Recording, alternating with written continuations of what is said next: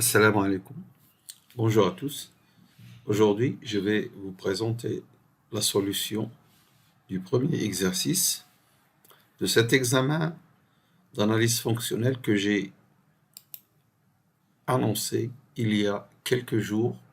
C'est un examen de master que j'ai proposé à mes étudiants en l'année 2011-2012 dans le cadre d'un master d'analyse fonctionnelle et théorie spectrale. Alors voici l'exercice numéro 1 qui est formé de deux parties, des questions de cours et des applications de cette notion de convergence faible. Allons-y tout de suite.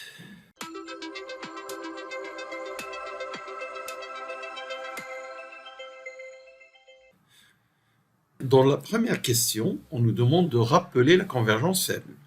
D'abord, qu'est-ce que c'est que la convergence forte? La convergence forte, c'est ce que nous savons sur un espace vectoriel normé. C'est la convergence en norme. Dire que xn converge en norme, ou fortement si la limite de norme de xn moins x égale 0, la norme étant celle de E.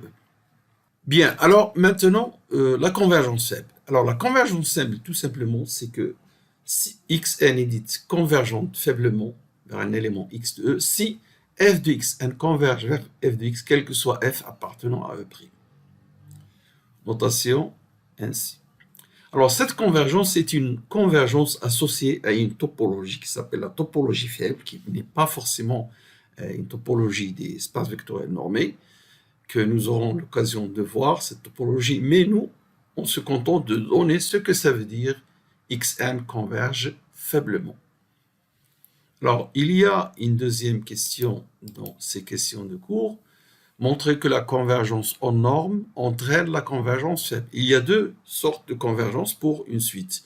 Alors, il y a une qui implique l'autre, c'est la convergence en norme qui implique la convergence faible, ce que nous allons montrer tout de suite.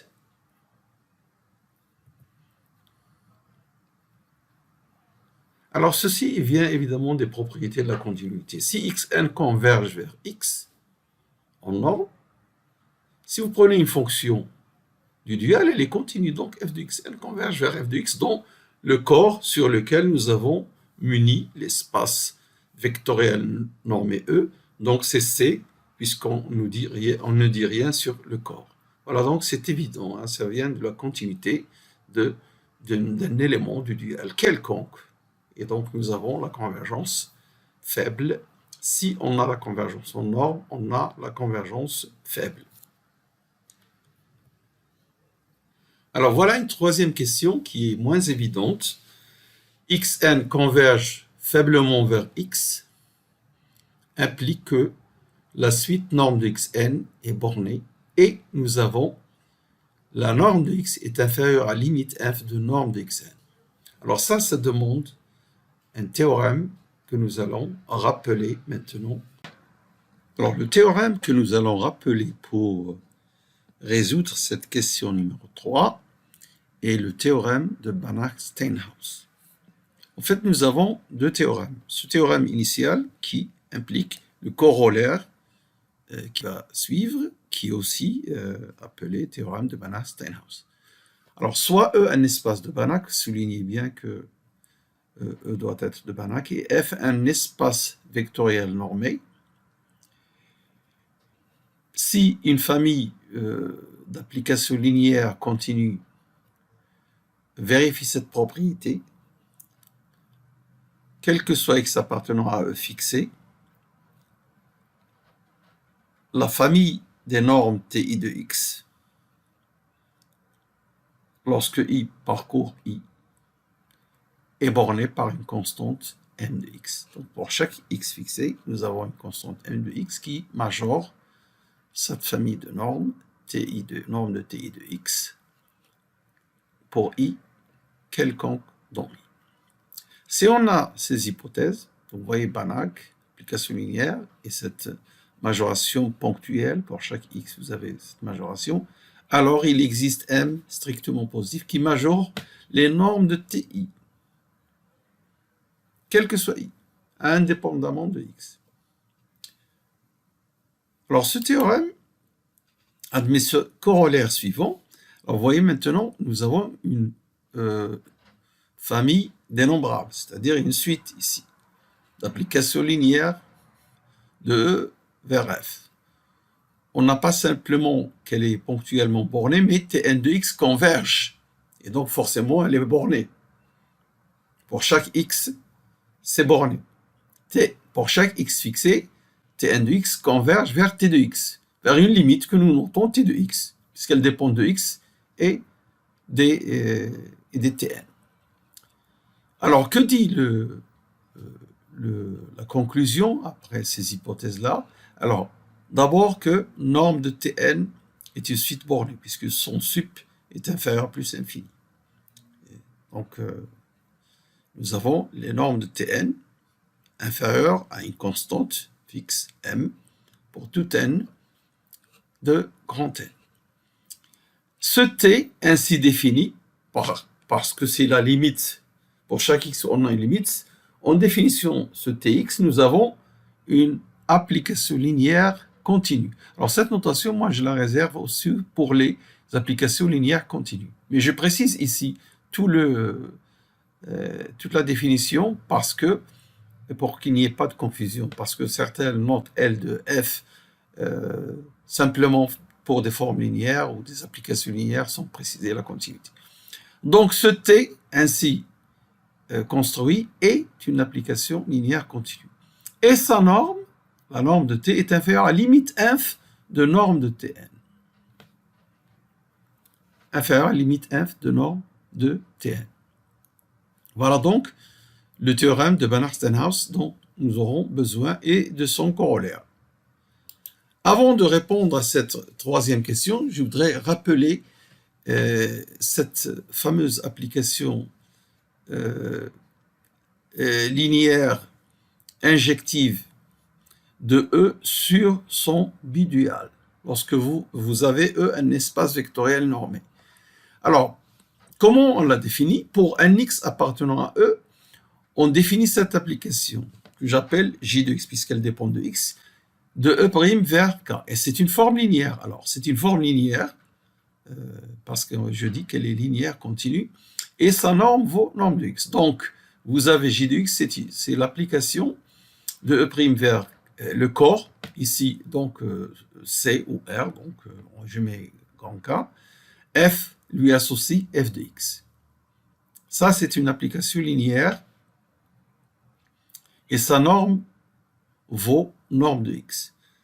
Comment on a fait ceci? On l'a démontré, mais on peut utiliser un corollaire du théorème de Banach pour justifier que la norme de J de x est égale à norme de x. On va le voir tout à l'heure, ce fameux résultat.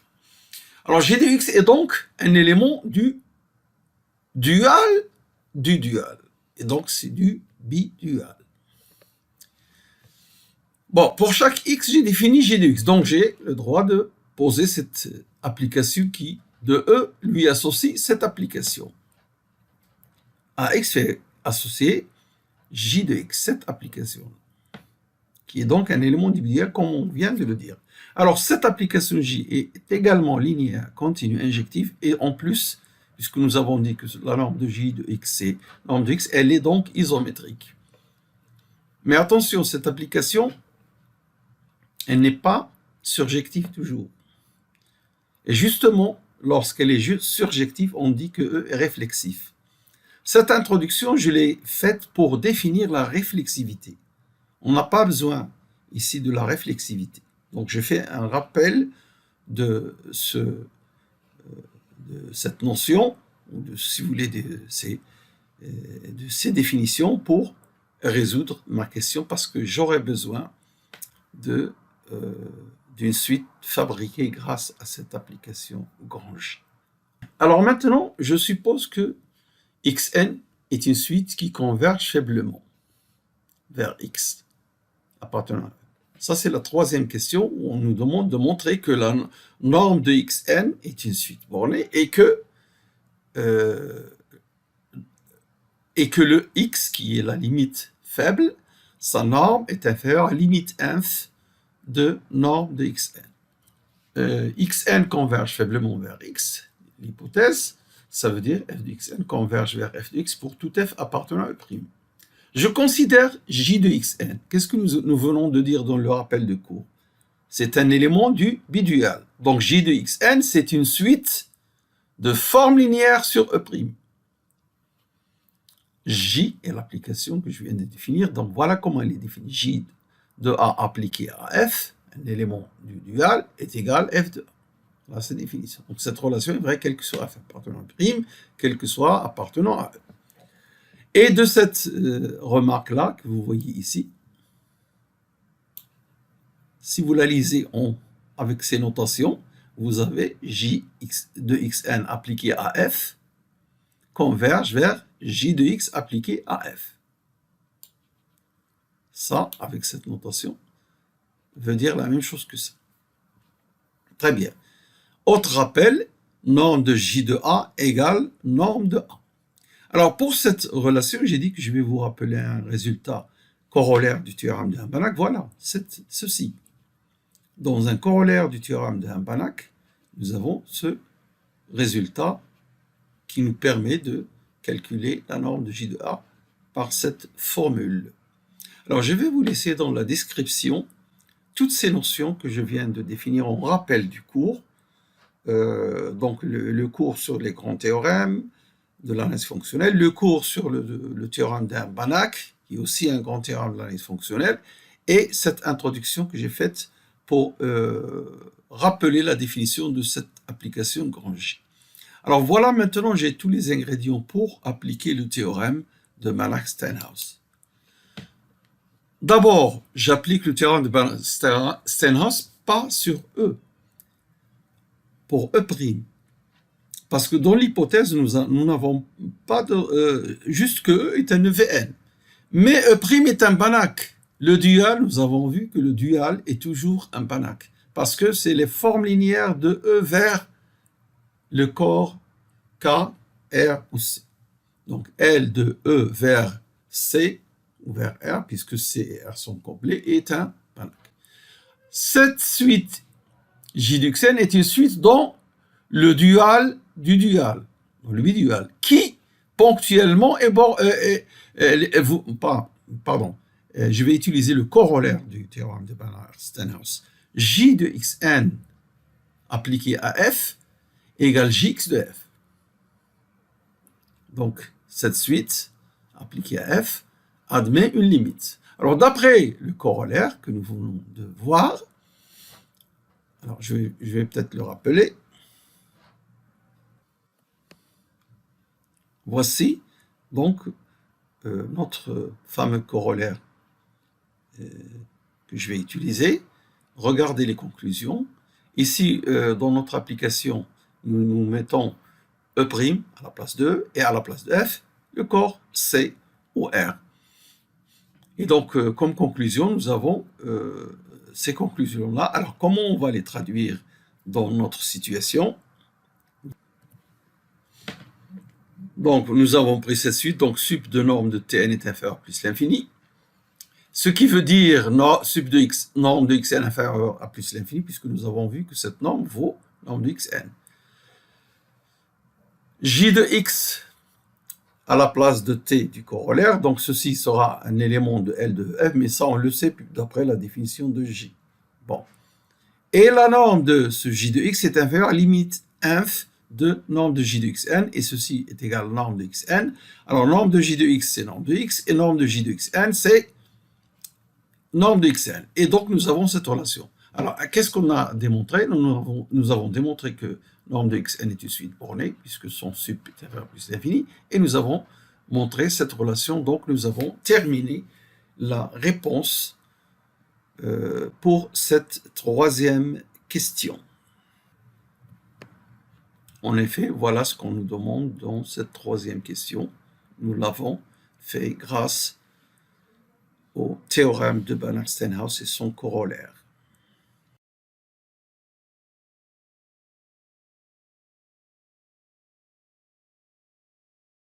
Allons maintenant passer à la partie application.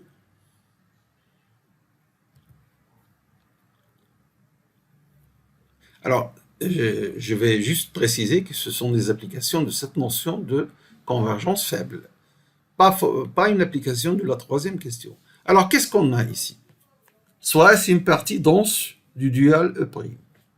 On suppose que la norme de xn est bornée et que f de xn converge vers f de x pour tout f appartenant à S. Montrer que xn converge faiblement vers x. Xn converge faiblement vers x si on a cette propriété pour tout f appartenant à E'.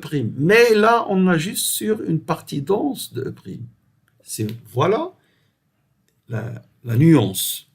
Montrer que la convergence faible subsiste si on a juste cette propriété pour f dans un ensemble dense de E'. Alors, c'est ce que nous allons montrer. Vous allez voir que ce n'est pas compliqué, il faut juste utiliser les propriétés que nous venons. Alors, j'ai dit que ce n'est pas une application de la troisième question. Ben, on va voir, mais on va utiliser le fait que xn est borné.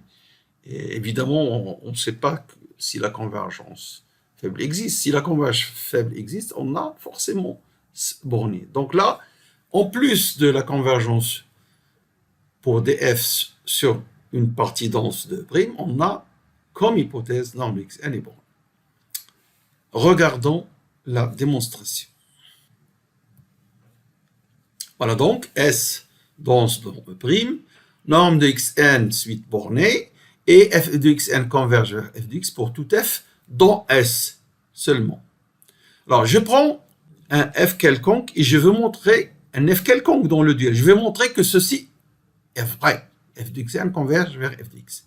Donc, je prends un epsilon positif quelconque, dire que la suite est bornée, donc il existe m qui majore tous les normes de xn lorsque n parcourt n étoile. Ensuite, puisque S est dense dans E', donc je peux approcher ce f quelconque de E' par un phi qui est dans S à epsilon près, mais moi je mets epsilon sur 3m. Vous allez voir pourquoi j'ai mis 3m. Donc, si je peux le faire pour tout epsilon, aussi pour epsilon sur 3m, qui est un nombre positif. Ensuite, puisque f de xn converge vers f de x, alors pourquoi elle converge vers f de x? Parce que phi est un élément de S. Donc il va exister un n0, tel que si n est supérieur à 0, j'ai phi n de xn moins f de x inférieur à epsilon. Moi, je préfère dire epsilon sur 3, quitte à changer mon n0. Donc, epsilon sur 3. Qu'est-ce que nous allons faire de tout ça? Ben, regardez. Je veux montrer que f de xn converge vers f de x. Donc, j'y prends epsilon positif. Je prends le même n0 que je viens de citer. Si n est supérieur à 0, écrivons f de xn moins f de x en ajoutant et retranchant. Voilà, moins phi de xn, plus phi de xn, moins phi de x, plus phi de x. Et puis, par l'inégalité triangulaire de le module, qui est une norme sur C, j'ai ceci inférieur à cette ligne. Et puis maintenant, regardons ceci. C'est f moins phi appliqué de xn. Grâce à la définition, ici vous avez c'est f moins phi appliqué xn. Donc c'est inférieur à f moins phi, puisque ce sont des éléments du duel, elles sont continues. Donc f moins phi est continu. Ceci est inférieur à f moins phi que multiplie norme de xn. Ensuite, ceci est inférieur à epsilon sur 3 parce que j'ai pris n supérieur à 0. Rappelez-vous. Ceci. Voilà, donc, le deuxième module ici est inférieur à epsilon sur 3. Et pour celui-là, je fais la même chose que ce que j'ai fait pour xn ici. Donc, inférieur à f moins phi en norme que multiplie norme de x. Alors, norme de xn est inférieure à m. Donc, m, ceci est inférieur à epsilon sur 3m, d'après le choix de phi. Hein. Celui-là, déjà, inférieur à plus epsilon sur 3, je le recopie. Et f moins phi est inférieur à epsilon sur 3m. Et norme de x est inférieure à aussi à m. Pourquoi? Pourquoi il est inférieur? Parce que